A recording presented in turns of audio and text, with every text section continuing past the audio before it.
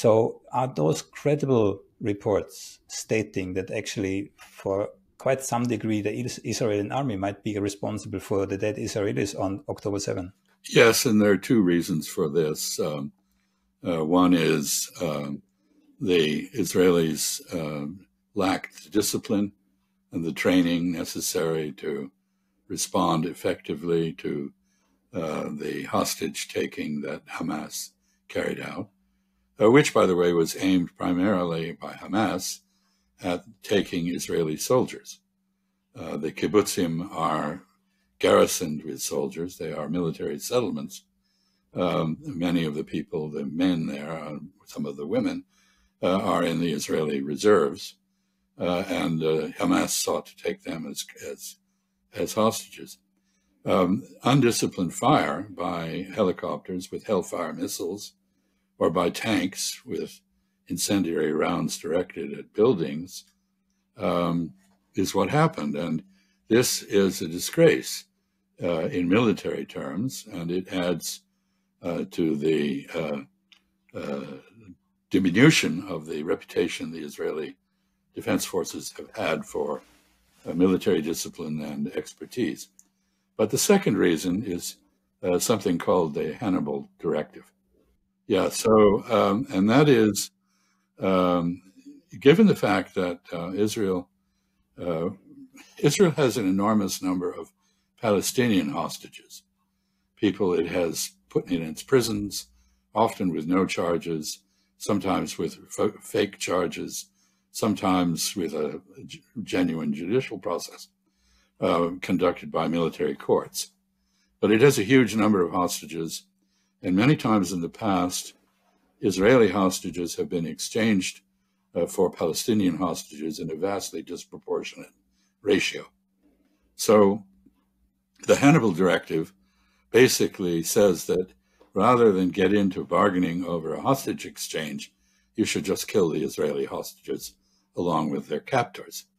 And that was also a factor here. But there's no question the participants in this outlandish music festival, just think for a moment, they're having a music festival on the border of a concentration camp. And the people in the concentration camp can hear and see what's going on. This is outlandish, to say the least. But to the people who were killed there were largely killed, it appears, by Hellfire missiles and by other undisciplined fire by Israeli forces who reacted in a chaotic manner to what had happened. And this brings me to a fundamental point. The Hamas had two objectives.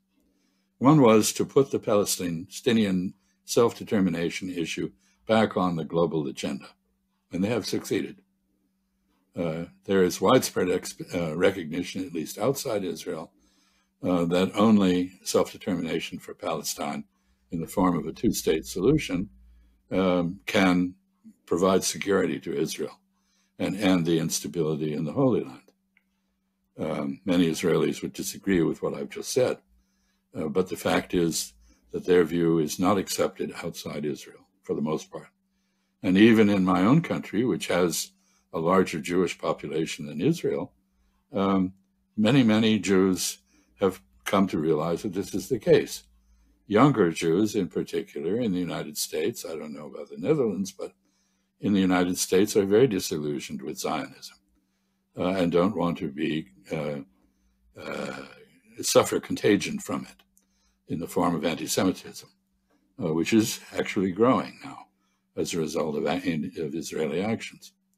So I think one effect is Hamas's success in putting this issue back on the global agenda, in destroying the Abraham Accords approach of setting aside this issue of Palestinian self-determination.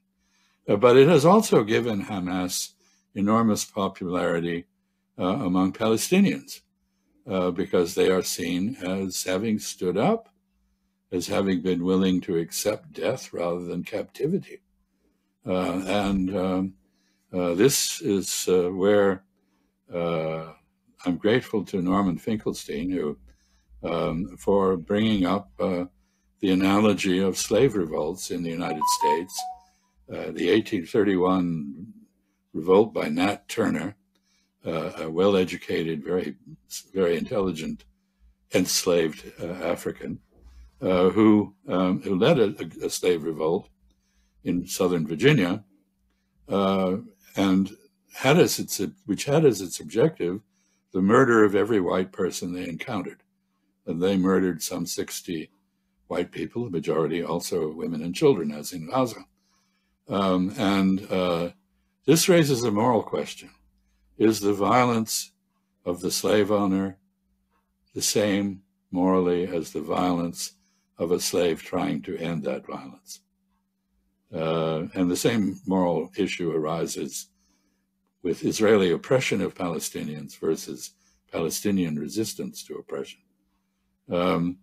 But as was the case in the Nat Turner revolt, the retaliation by American whites against American blacks was gravely disproportionate. At least 120 African Americans were lynched.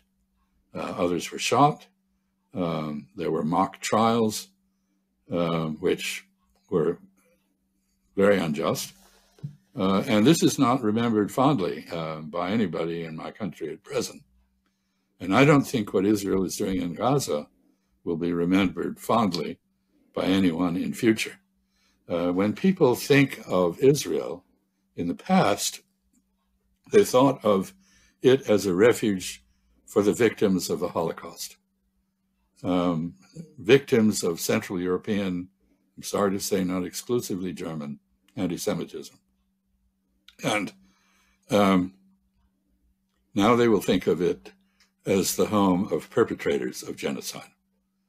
And when they think of Israel, they will think of burnt buildings and dead babies. So this is an image problem of a fundamental nature. And from the point of view of Israel, it strips Israel of its protection by charges of anti-Semitism against anyone who is critical of Israel, because to be critical of people who are carrying out genocide cannot be anti-Semitism. It cannot be considered immoral. Anti-Semitism is a despicable attitude, but to oppose genocide by Israel is not.